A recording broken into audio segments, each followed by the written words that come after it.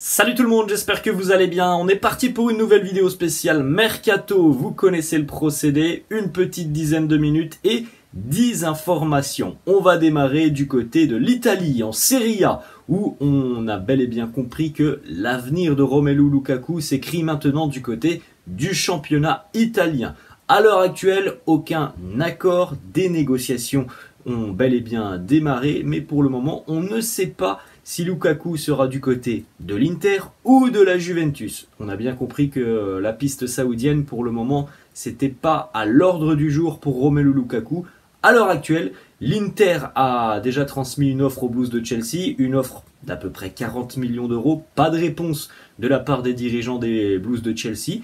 La Juve aussi a proposé 40 millions d'euros en gros aux Blues de Chelsea. Du côté de l'Inter, on est aussi assez déçu de voir que Lukaku a bel et bien discuté, c'est officiel, hein, plusieurs médias sont unanimes, il y a bel et bien eu des discussions, des négociations entre l'attaquant belge et la Juventus. Et côté interiste, ça, c'est pas très bien passé. Donc affaire à suivre sur les tout prochains jours en ce qui concerne l'avenir de Romelu Lukaku, hein, qui ne devrait pas évoluer à Chelsea cette saison. On continue les amis, on va du côté du Paris Saint-Germain avec potentiellement un départ au niveau des gardiens de but. Keylor Navas pourrait quitter le club, alors il était déjà pas dans les petits papiers l'année passée. Pourtant, moi c'est un gardien que j'apprécie énormément, Keylor Navas. Bref, il a aidé Nottingham Forest à se maintenir en première ligue. Il est de retour de près donc du côté du Paris Saint-Germain. Au PSG, on regardera dans quelques secondes, hein, que on a une autre option pour le poste de numéro 2. Pour le moment, le numéro 1, c'est toujours Donnarumma, même si on l'a vu tout au long de la saison, hein, Donnarumma a parfois pas été très rassurant et convaincant. Donc voilà, du côté du PSG, on espère trouver une doublure de qualité à Donnarumma. Mais on sent bien que ça ne sera pas Keylor Navas. Il y a la possibilité, hein, que le gardien costaricain quitte le club cet été. Fenerbahçe a fait part déjà de son intérêt. Du côté du Fener, on va essayer de se séparer de Rodrigo Becao avant d'aller chercher, pourquoi pas, Navas ou alors Dominik Livakovic. On est toujours du côté du Paris Saint-Germain et ça concerne justement ce dossier Keylor Navas, puisque le PSG est en quête d'un gardien et donc d'une doublure à Gigio Donnarumma. Après, est-ce que les cartes seront redistribuées? Ça, on ne sait pas, mais en tout cas, on aimerait avoir une doublure de qualité et donc potentiellement un duel à distance entre Donnarumma et possiblement Yacine Bounou, le gardien de la sélection marocaine du FC Séville. Le portier de Séville affiche une solide expérience. Les discussions ont déjà été entamées entre le club et le joueur. Pour rappel, Séville a d'ailleurs aussi pas mal de problèmes financiers et donc du côté du club andalou, si jamais on a une offre conséquente de la part du Paris Saint-Germain, évidemment que côté sévillan, on serait vendeur, même si c'est un gardien qui est extrêmement doué. Du côté sévillan, il pourrait potentiellement y avoir pas mal de départs, hein, sur les prochaines semaines, donc la porte n'est absolument pas fermée au départ du gardien international marocain.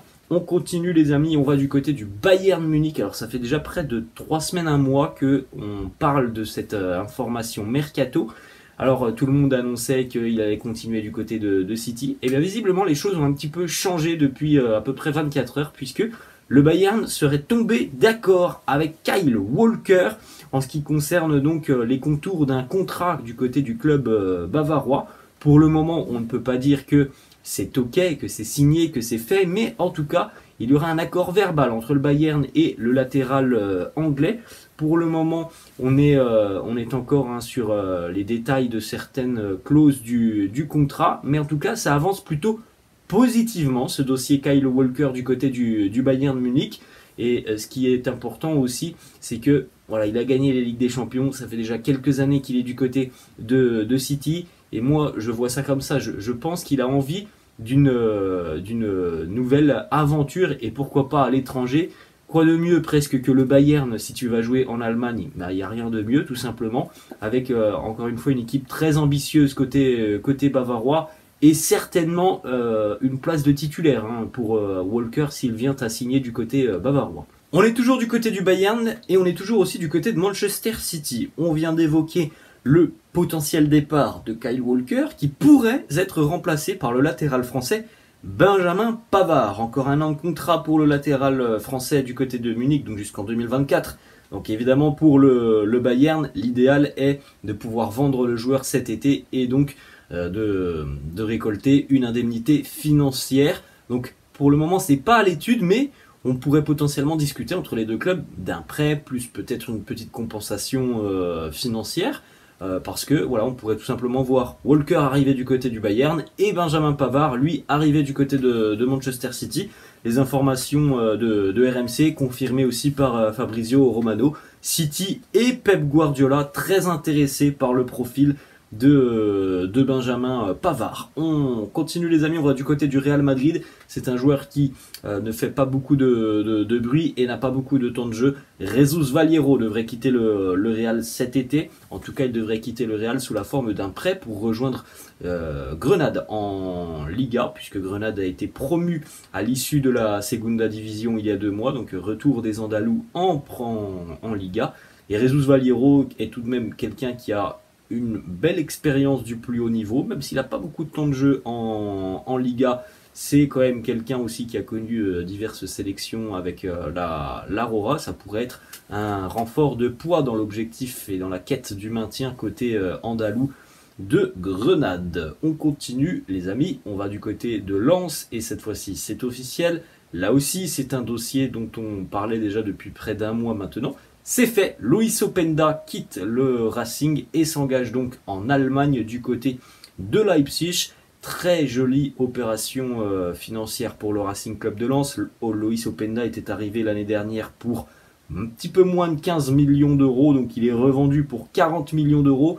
Et si on inclut les bonus qui semblent être atteignables, on parle d'une opération entre Leipzig et Lens d'à peu près 50 millions d'euros, donc une énorme plus-value pour le Racing Club de Lens.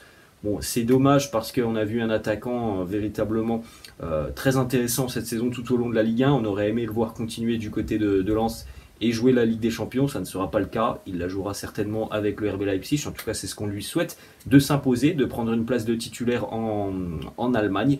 En tout cas, c'est aussi le transfert le plus cher de l'histoire du RB Leipzig. Francaise a annoncé hier aussi que pour le joueur, voilà, c'est un salaire multiplié par 4 en rejoignant le RB Leipzig.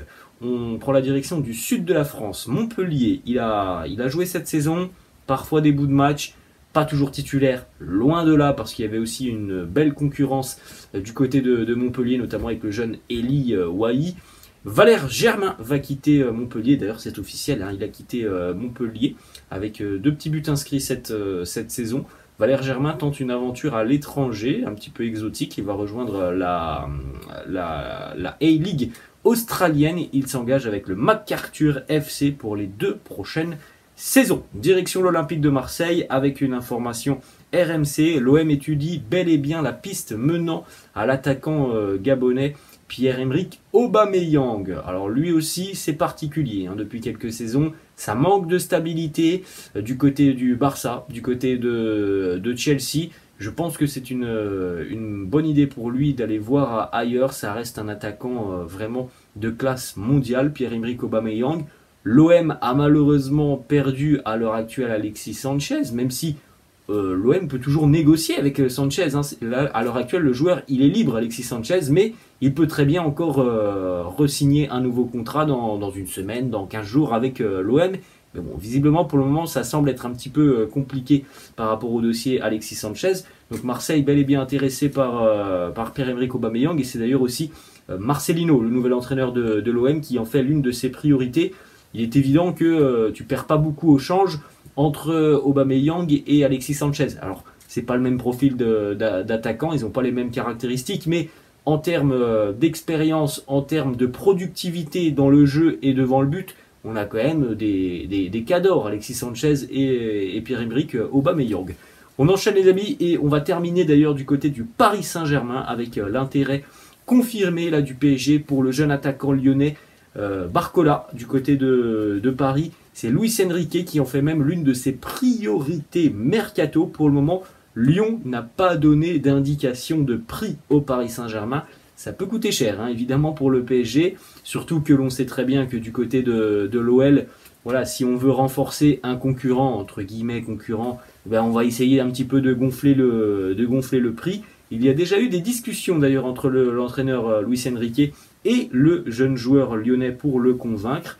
C'est un attaquant très intéressant, longiligne, 1m86, mais il est très dynamique, très rapide, très doué balle au pied, Barcola. Je pense qu'il peut encore progresser devant le but, mais voilà, il y a une certaine forme de dynamisme assez exceptionnel sur le front de l'attaque. C'est quelqu'un de très très remuant et très intéressant balle au pied. Il prend beaucoup la profondeur, c'est quelque chose qui peut être intéressant pour le Paris Saint-Germain. Voilà les amis, la fin de cette vidéo, j'espère que ça vous a plu. N'hésitez pas comme d'habitude à lâcher un petit pouce bleu. N'hésitez pas non plus à vous abonner à la chaîne, je vous laisse et je vous dis à la prochaine. Ciao.